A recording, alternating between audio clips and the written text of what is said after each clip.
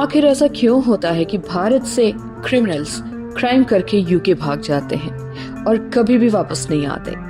पिछले कुछ सालों में कई हाई प्रोफाइल क्रिमिनल्स जो हैं वो भारत से छोड़कर यूनाइटेड किंगडम्स में छिप गए हैं। लेकिन ऐसा क्यों होता है और आखिर यूके इन भगौड़ों के लिए सेफ हेवन क्यों बन गया है? विजय माल्या, नीरव मोदी और ललित मोदी जैसे नाम फाइनेंशियल स्कैम्स के लिए बदनाम है, फिर भी इनको वापस नहीं लाया जा सका अभी तक। इन पर बैंकों और कई सारे संस्थानों से करोड़ों रुपए की ठगी के आरोप हैं। लेकिन ये लोग विदेश में अपनी लग्जरी लाइफस्टाइल को जी रहे हैं, अपनी लाइफस्टाइल को मेंटेन कर रहे हैं और आज तक अभी तक भारतीय सरकार, हमारी प्यारी इंडियन गवर्नमेंट ने ऐसा कुछ भी नहीं किया कि वो वापस आ सके। पहले इस वीडियो में हम जानेंगे कि ये कैसे भागे और यूके इन्हें शरण क्यों देता है। हेलो, वेलकम, नमस्ते, सत श्री अकाल, स्वागत है आपका मेरे चैनल में। Welcome back to my channel. और आज हम बात करेंगे भारत के भगोड़ों की और जो कि यूके में जाके छुपे हुए हैं। आखिर क्यों भारत इन अपराधियों को वापस लाने में नाकाम है और यूके इनका पसंदीदा ठिकाना क्यों है? चलिए जानते हैं। 2017 में इंडियन गवर्नमेंट ने एक रिपोर्ट निकाली जिसके अनुसार 121 भगोड़े देश से फरार हैं और इनमें ऑलमोस्ट 70% ने यूएस, यूके, यूएई और कनाडा में शरण ली है। लेकिन इन देशों से अपराधियों को वापस लाना इतना आसान नहीं है। भले ही भारत और यूके के बीच एक्स्ट्राडिशन ट्रीटी है, लेकिन ये प्रोसेस जो है वो काफी ज्यादा कॉम्प्लिकेटेड होता है। यूके में कोई भी प्रत्यर्पण का केस कई सालों तक लंबा खींच सकता है और इसका फायदा भारत के क्रिमिनल्स लोग बकायदा उठाते हैं। जिन भी क्रिमिनल्स को ये मालूम रहता है कि UK is a safe haven for them, वो पहले से ही अपने यूके की तैयारी करके रखते हैं।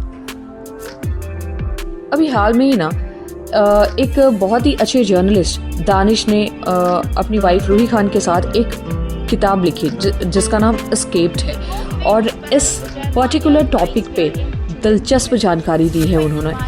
इसमें बताया है कि यूके कैसे भारतीय भगोड़ों का सेफ हेवन बन गया है और ब्रिटिश कानून, ह्यूमन राइट्स पर जोर और लंबी कानून प्रक्रिया इसे और मुश्किल बना देती है। यूके में इन अपराधियों को वे लग्जरी लाइफस्टाइल मिलती है जिनकी उन्हें आदत है। ब्रिटिश कोर्ट्स में केस लंबे समय तक चलते हैं और इससे इन क्रिमिनल्स को काफी ज्यादा समय मिल जाता है और इस समय में वो एज यूजुअल जैसे अपनी लाइफस्टाइल जीते आए हैं लग्जरी, वो अपना लाइफस्टाइल जीने में, मेंटेन करने में लगे रहते हैं।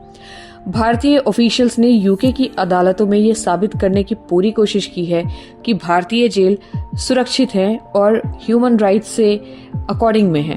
लेकिन यूके का ह्यूमन राइट्स पर जोर जो है और इतना सख्त कानून है कि इन एक्स्ट्राडिशन मामलों को ये बहुत ज्यादा कॉम्प्लिकेट कर देता है।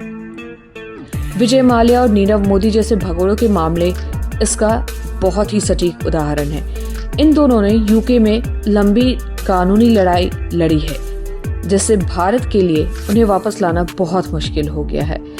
एस्केप्ड किताब में 10 से ज्यादा ऐसे मामलों का जिक्र है जिनमें अपराधियों ने भारत से भागकर यूके में शरण ली है और इनमें फाइनेंशियल स्कैम्स से लेकर हत्या, तस्करी और काफी रेप जैसे मामले तक शामिल है। अब सवाल ये है कि क्या भारत इन कानूनी मुश्किलों को पार कर पाएगा और अपने फ्यूजिटिव्स को वापस ला पाएगा या नहीं, या फिर यूके यूं ही इनका पसंदीदा ठिकाना बना रहेगा? आपका क्या सोचना है? कमेंट में जरूर बताइएगा। क्यों भारत इन भगोड़ों को रोकने में असफल हो रहा है और अपनी राय नीचे कमेंट्स में जरूर लिखिएगा। और ऐसे ही दिलचस्प कमेंट और कंटेंट के लिए चैनल को लाइक, शेयर एंड सब्सक्राइब करना मत भूलिएगा। अगली बार मिलते हैं, तब तक के लिए thanks a lot, enjoy and good bye.